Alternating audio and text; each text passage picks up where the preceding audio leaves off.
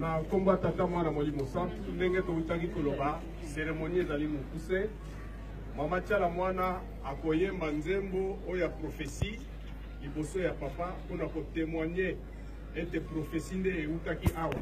biso nyonso tokolanda soki asilisi koyemba tobeti maboko biso nyonso nde akei kopesa basede epai ya mokonzi ya bule sikoyo topesi micro epai ya mama tiala mwana.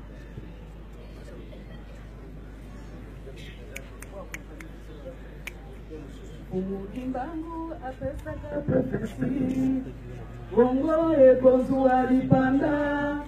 Mondele akokoma moto mwindo Lelo tomoni yango Simokimbangu apesaka profesi Bongo ekozwa lipanda Mondele akokoma moto mwindo Lelo tomoni yango Alobaka prezida ya mina koya akozala elenge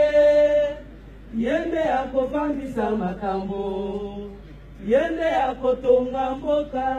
Raisi Kabila 4 chiffre 4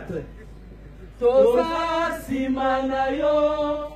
oya tumoli yo atumoli kimbangu oza mwana bilaka Joseph Kabila 4 chiffre 4 toza sima na yo oya tumoli yo atumoli kimbangu oza mwana bilaka. Merci beaucoup, merci.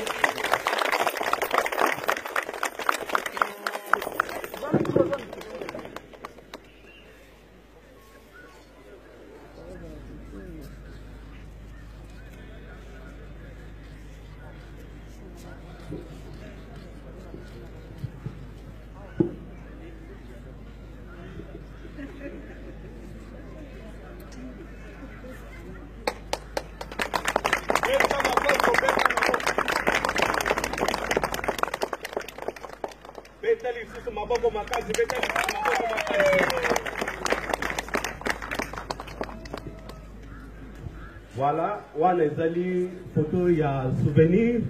mama nationale mama tiala mwana na loyembo bitoko asili koyembela biso pona ko confirmer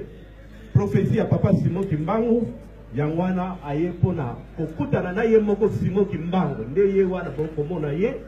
pona kolakisa ete mokili na biso ezali na maboko ya papa Simon Kimbangu. Donc mokolo malelo ezali esengo pamba te maso maleki na kimia et puis confirmation ya nzembo mama national tiala mwana apesi biso et